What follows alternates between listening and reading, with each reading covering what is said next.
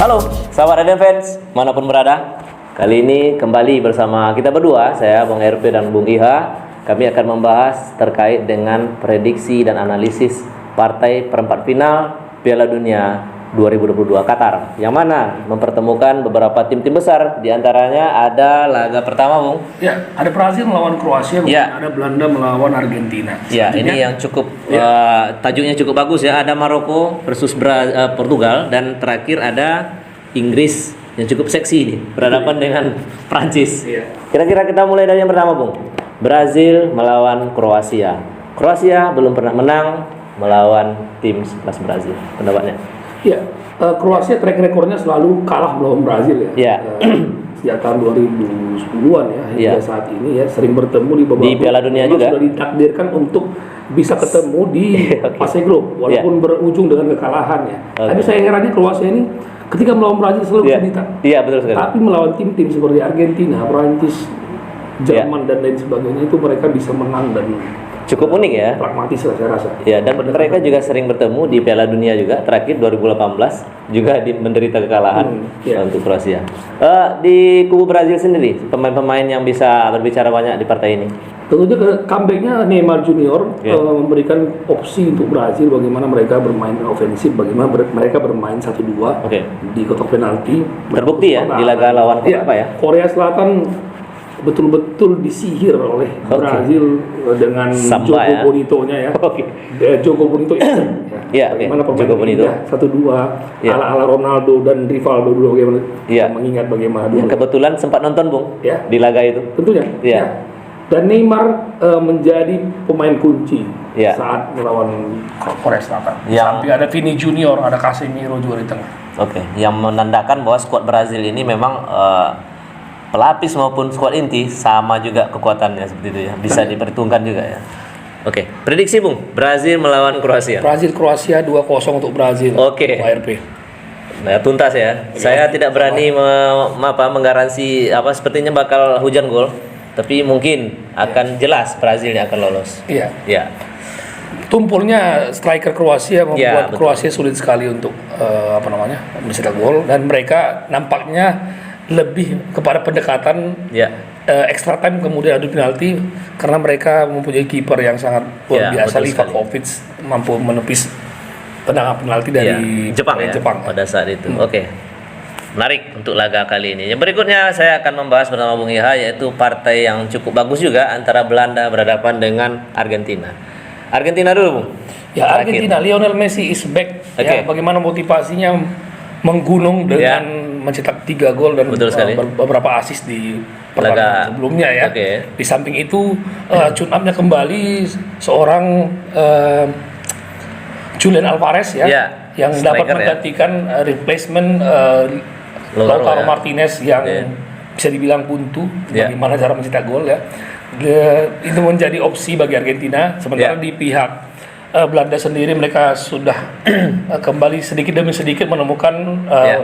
permainan yang mereka inginkan. Ya. Cody Gakpo tampil sebagai top scorer mereka. Di samping itu Frankie de Jong Frankie juga de ya. Jong sudah mampu menjadi jenderal lapangan tengah, seorang maestro Ya. yang bisa mengatur bagaimana permainan Belanda. Oke, di laga terakhir, Bung, saya melihat peran dari seorang Dumfries cukup luar biasa di skuad Belanda. Itu dia, Kenapa? Denzel Dumfries saat ini karena memang di Inter sendiri dia adalah Ya. pemain yang hobinya ofensif ya, Iya, betul. sampai lupa defense. Iya, betul. Kalau di Belanda ada pemain seperti Nathan Ek yang bisa Iya. Membackup itu semua mengcover ya. itu semua ya, Oke. dan tidak melulu ikut membantu serangan. Dumfries memang total ofensif, makanya Iya. dia sering berkontribusi untuk assist dan juga gol. Ya, terbukti di laga Bagi terakhir Belanda. melawan tim-tim yang dilawan di laga-laga ini ya. Peran Dumfries cukup luar biasa di partai ini. Oke, Belanda versus Argentina. Ini sulit juga, Bung, ya, untuk ditebak ya. Bagaimana pendapatnya? Saya rasa kuncinya ada pada Ya. defense ya, di mana Ya. Argentina memiliki Emiliano Martinez. Ya. Ya, Emi Martinez yang Ya. bisa dikatakan sangat luar biasa, apalagi Oke. kiper ini adalah kiper yang membantu Argentina menjadi juara Copa America, Ya, pada mematahkan saat itu. mitos-mitos dari Messi yang gagal bersama timnas. Ya. Saya rasa Argentina berpeluang pada laga ini untuk menang di extra time atau Ya. berlanjut ke adu penalti, saya rasa. Ya. Untuk tim yang akan bisa ke semifinal. Saya rasa Argentina Dari akan dua. melenggang ke Oke. babak semifinal. Argentina ya. Ya, Mantap sekali. dengan skor 2-sama berlanjut dengan adu penalti. Oke. Dengan kemenangan Mantap sekali. Argentina. Mudah-mudahan nanti partai ini cukup menarik untuk kita perhatikan. Berikutnya perempat final antara Maroko berhadapan dengan Portugal. Not Ronaldo. Ini dia. Ya, ini dia. Bagaimana opsi dari Fernando Santos Iya.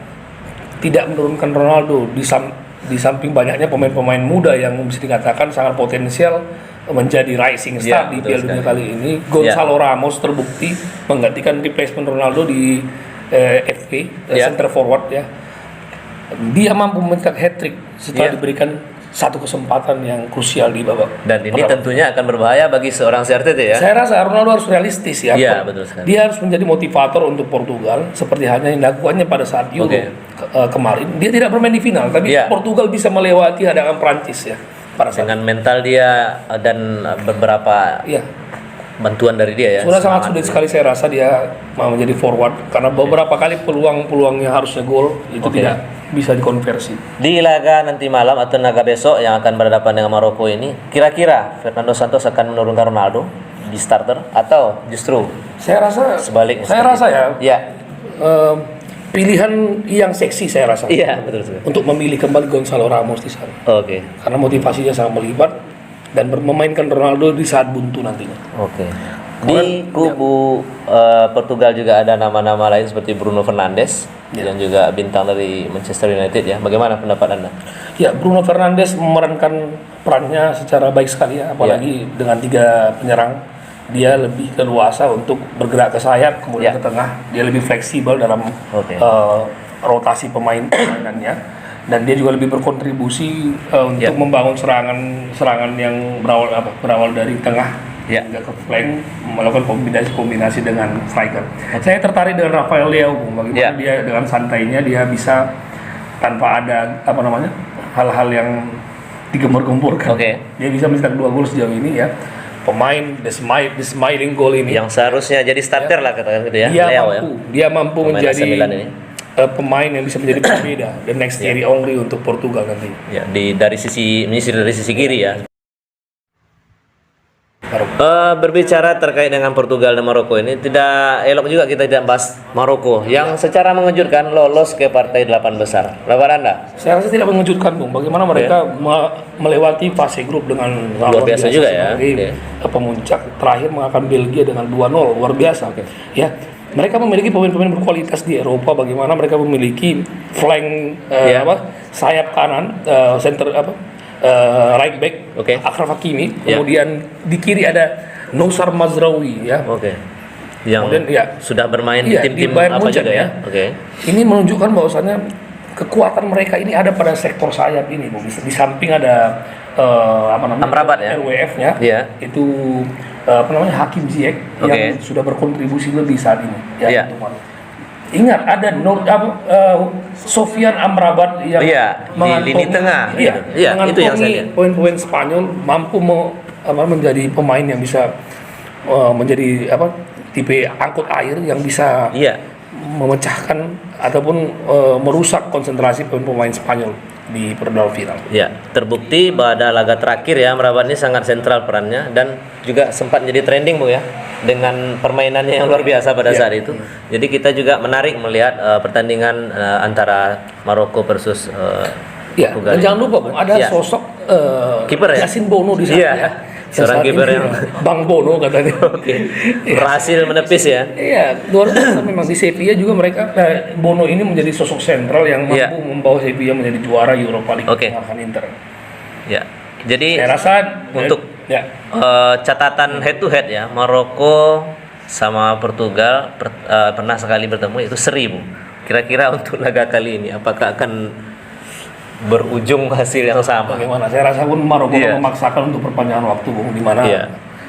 peluang Maroko di perpanjangan waktu sangat besar sekali, apalagi di saat Adu penalti. adu penalti ya. Iya. Saya rasa akan kembali adu penalti. Bung. Karena ada Bruno Fernandes gitu ya? Iya. Iya, oke. Ada beberapa Penentunya adalah pemain ya. Selanjutnya eksekutor. Di sinilah kematangan dari squad itu akan teruji, di mana sosok Ronaldo akan menjadi motivator untuk Portugal. Saya rasa Ya. di partai ini Maroko akan kandas, Bung, di penalti. Di penalti ya. Oke. Baik. Berarti yang akan lolos menurut Portugal, ya. Oh ya, Portugal ya. Karena mungkin dari segi kesukatan secara keseluruhan ya. Semua akan setuju, tapi harapan tentunya Maroko akan lulus. Iya, betul. Tapi melihat di atas kertas Portugal dari kualitas pemain mereka akan Ya. siap untuk extra time maupun untuk penalti. Oke. Oke, pada partai terakhir perempat final atau 8 besar Piala Dunia ini kita mendapat pertemuan antara Inggris melawan dengan Prancis yang cukup seksi juga, Bung ya. Iya. Laga ini. Ya, Ya. partai big match yang tentunya sangat menarik ya, bagaimana dua tim yang mengusung permainan yang memiliki identitas yang berbeda tentunya. Oke. Prancis dengan kecepatannya full speed, Oke. sayapnya Kylian Mbappe dan juga Ousmane Dembele. Ya. Di samping itu ada gelandang-gelandang kreatif seperti Adrien Rabiot dan lain-lain ya. Di samping itu ada Inggris ya. Inggris dengan Ya. sama juga seperti Prancis memiliki pemain cepat juga. Bukayo Saka, Phil Foden, Pemain muda ya tentu ya. Mason Mount juga, Marcus Ya. Rashford, Bung, Ya. yang on fire di pertandingan sebelumnya, Oke. akan menjadikan pertandingan yang menarik dan seru tentunya. Oke. Dari pihak Inggris kita bisa melihat dari saya menyoroti kiper, Bung. Bagaimana kira-kira kondisi kiper karena ini yang sering bermasalah di Piala Dunia untuk Iya. setelah kiper seperti kiper legend sebelumnya seperti itu. Ya.